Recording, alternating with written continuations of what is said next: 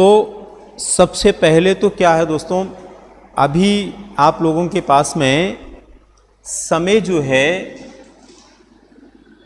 उसकी सबसे बड़ी कमी नज़र आ रही होगी। आ रही है नहीं आ रही है? अच्छा, क्यों आ रही है? इसकी वजह यह है कि हम लोगों ने समय रहते इस पर ध्यान नहीं दिया। हम में से ज़्यादातर लोगों की सोच ऐसी है, ज़्यादातर लोग ऐसे हैं जो उस समय उनको होश आता है जब विज्ञापन आ जाता है।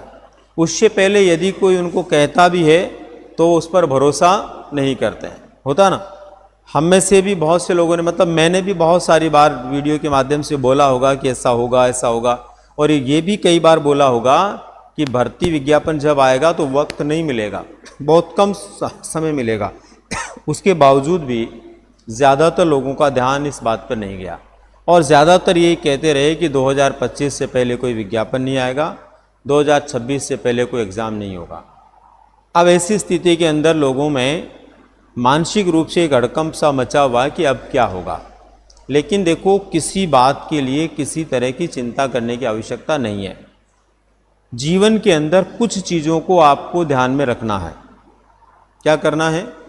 कुछ चीज़ों को ध्यान में रखना है, और अगर उन कुछ चीज़ों को हमने ध्यान में रखा तो सुनिश्चित रूप से समय हमारे पास में चाहे 1 महीने का भी है तो भी हम लक्ष्य तक पहुंच सकते हैं, और 6 महीने का तो भी हम पहुंच सकते हैं। अभी आप लोगों के पास में लगभग ये मान के चलिए कि सारे 30 त्यौहार भी निकाल दें तो भी लगभग 90 दिन का समय तो है ही, और 90 में से भी 10 दिन और कम कर दो तो 80 दिन का समय आपके पास में है। इसका मतलब ये हुआ कि 2.5 महीने से ज़्यादा समय है तुम्हारे पास। कितने महीने से? 2.5 महीने ज़्यादा समय, और इसके अंदर तो आप बहुत कमाल के साथ में अपने रीट को जो है पार लगा सकते हैं। बस उसके लिए 2-3 बातों पर आपको फोकस करना है। ये 2-3 बातें कौन सी है और किस तरह से फोकस करना है? तो सबसे पहले नंबर पर दोस्तों हमें यहाँ पर ध्यान देना है कि हमारे पास जो समय है अभी बचा हुआ, जैसे मान लीजिए 80 दिन मान के हम चलें, जो ये 80 दिन का समय हमारे पास बचा हुआ है, इस 80 दिन के समय को आपको एक एक पल के लिए, एक एक मिनट के लिए व्यवस्थित करना है। आप ये नहीं सोचें कि आज का 1 घंटा मैं मित्रों के साथ बात कर लेता हूँ, कहीं जाता हूँ। मैं तो ये मानता हूँ कि इसी दौर में आपके दिवाली का एक पर्व भी आने वाला है। अगर आप इस बार बहुत बेहतरीन रिजल्ट लाते हैं तो अगली दिवाली आपके लिए ज़्यादा खुशियों वाली होगी। इसलिए उस पर अपने आप को ज़्यादा जो है फोकस नहीं करते हुए अपनी पढ़ाई पर ध्यान दें तो ज़्यादा बढ़िया।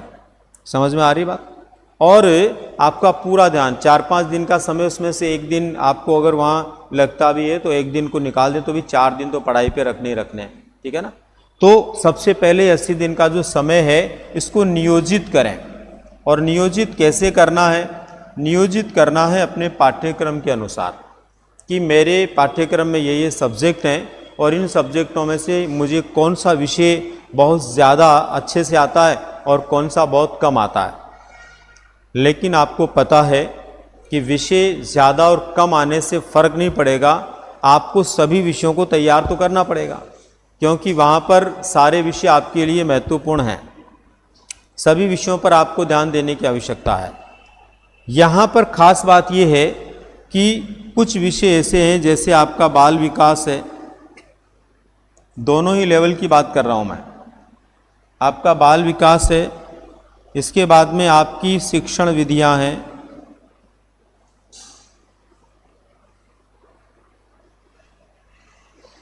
और भाषाएं हैं। आपको पता होगा इस बात का कि बाल विकास से, शिक्षण विधि से और भाषाएं, इनसे मिला करके आपकी परीक्षा में, इनसे मिला करके आपकी परीक्षा में टोटल कितने प्रश्न आने हैं? तो इनसे मिलाकर आपकी परीक्षा में यहाँ पर 30 प्रश्न आने हैं ना। और दोनों भाषाओं को मिलाकर के और विधियों को मिलाकर के यदि हम बात करें तो यहाँ कितने प्रश्न आने बताओ? कितने प्रश्न आने हैं? 110। कितने आने? 110 प्रश्न आने टोटल। उसमें से 30 गए तो कितने बच गए? 80 प्रश्न। कितने आने? 80 प्रश्न आने। 80 कैसे आने? भाषाएं जो है 30-30 की आएगी, 60 के तो वो हो गए, और शिक्षण विधियों के मैंने 20 एक्स्ट्रा जोड़े। किसके? जो आपके अगर फर्स्ट लेवल है तो मैथ्स की विधि आती है और ईवीएस की विधि आती है, 10-10 प्रश्न आते हैं।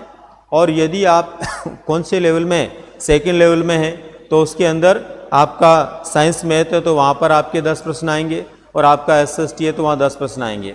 तो ये फर्स्ट लेवल के अंदर तो बात हो गई हमारे ये कि फर्स्ट लेवल में इनसे मिलाकर के आपके कितने क्वेश्चन आने हैं भाई? 110 क्वेश्चन आने हैं। यही बात हम सेकेंड लेवल की करें तो बाल विकास के अंदर 30 प्रश्न, और यहाँ पर आपके जो है 70 प्रश्न आएंगे, क्योंकि यहाँ पर 2 सब्जेक्ट नहीं होते, एक ही होता है ना, या तो एसएसटी या साइंस में 60 प्रश्नों का, तो वहाँ पर मेथड के 10 ही क्वेश्चन आते हैं।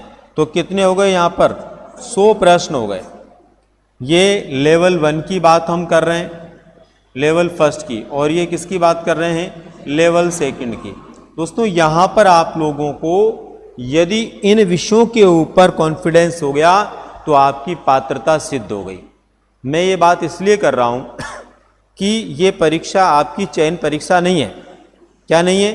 चयन परीक्षा होती तो आपको बाकी हर सब्जेक्ट पर पूरा फोकस करने की ज़रूरत थी, लेकिन ये क्या है?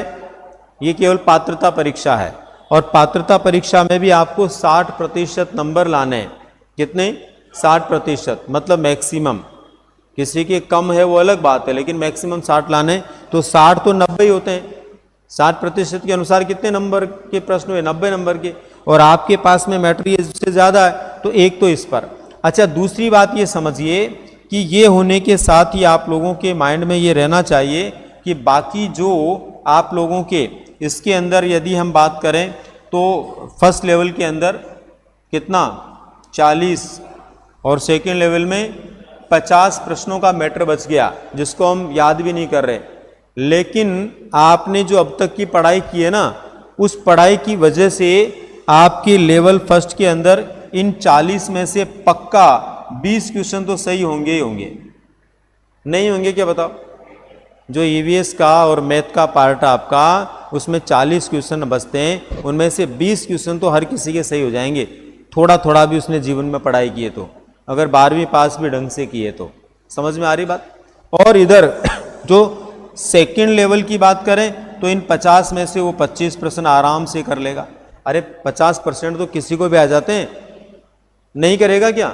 तो अब आप सोचिए कि यहाँ पर आप लोग इनके अंदर मान लीजिए, कल्पना करो 110 में से आप स्कोर लाते हैं मान लो केवल 80, और 20 प्रश्न वो आपके सही हो जाते हैं, तो कितने हो गए? वापस आपके 100 क्वेश्चन हो गए। तो पात्रता सिद्ध हुई या नहीं हुई? और इधर जैसे मान लीजिए आपके 100 में से आप 75 क्वेश्चन ही सही करते हो, 25 नहीं करते, कल्पना करो, तो भी इधर 25 आपके आ गए, तो वापस कितने हो गए? 100। तो पात्रता सिद्ध करना बहुत बड़ी बात नहीं है, कि तनाव का मुद्दा नहीं है। किसी भी स्थिति में आपको तनाव नहीं लेना है, और जो बचा हुआ समय है उसमें भी आप आसानी से अपने इन विषयों को बहुत अच्छे से कर सकते हो। आप जीके पे बहुत समय मत लगाओ, क्योंकि आपकी कला संस्कृति वगैरह आती है ना, बहुत बड़ा है, हिस्ट्री बहुत बड़ा है, ज़्यादा दिमाग मत लगाओ उस पर। आपको लगाना इन चीज़ों पर, क्योंकि यहाँ से मैथ की तरह से नंबर आने वाले हैं आपके। समझ में आ रही बात आपको? इस तरह से करना, और इस तरह से यदि आपने कर लिया तो पात्रता सिद्ध होना आपके लिए बहुत बड़ी बात नहीं है, पहले नंबर पर। दूसरे नंबर पर देखिए, जीवन के अंदर कुछ सूत्र होते हैं आगे बढ़ने के। क्या होते हैं? सूत्र होते हैं, जिसके अंदर एक बहुत महत्वपूर्ण सूत्र है एल। सबसे पहले नंबर पर एल। एल का मतलब है दोस्तों लर्निंग। लर्निंग का मतलब हमें क्या करना है? सीखना है।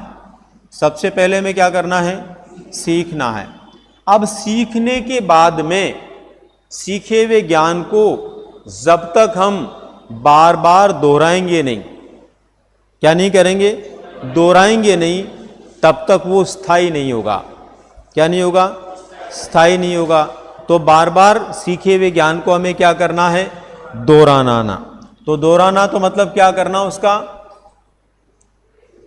रिवीजन, आर, रिवीजन करना है।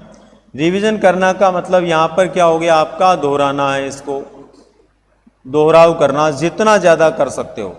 अच्छा, आप लोग ये ध्यान रखो कि दोहराव करते समय आपको तकलीफ आएगी, क्योंकि एक ही चीज़ को बार बार हम दोहराते हैं तो कई बार हम भी ये सोचते हैं कि कितना पढ़ेंगे इसको, लेकिन दोहराव ही है जो उसको स्थायी बनाएगा चीज़ों को, ठीक है ना। और अगर आपने सीख लिया चीज़ों को ढंग से, उसका दोहराव कर लिया, तो लास्ट में आपको क्या करना है दोस्तों, पी, प्रैक्टिस करना है। क्या करना है, प्रैक्टिस करना है। और प्रैक्टिस कैसे करना है भाई, आपको प्रैक्टिस करना है विभिन्न प्रकार के जो मॉडल पेपर्स होते हैं ना, आपके लिए बहुत सारे टेस्ट पेपर्स होते हैं, उनके माध्यम से। मतलब ये है कि यदि आप लोगों ने एक छोटा सा सूत्र हमारे पास में बन गया, LRP, इस LRP को पूरा कर लिया तो आपका रिजल्ट किस में बदल जाएगा दोस्तों, सक्सेस में बदल जाएगा। कोई ताकत आपको रोक नहीं सकती। लेकिन इसके लिए हमें क्या ध्यान रखना है, सबसे पहले नंबर पर सीखना है चीज़ों को, उसके बाद में रिवीजन करना है, जितना दोहराव हो सकता है करना है, और प्रैक्टिस करनी है। ये अपने जीवन में सूत्र बना लो।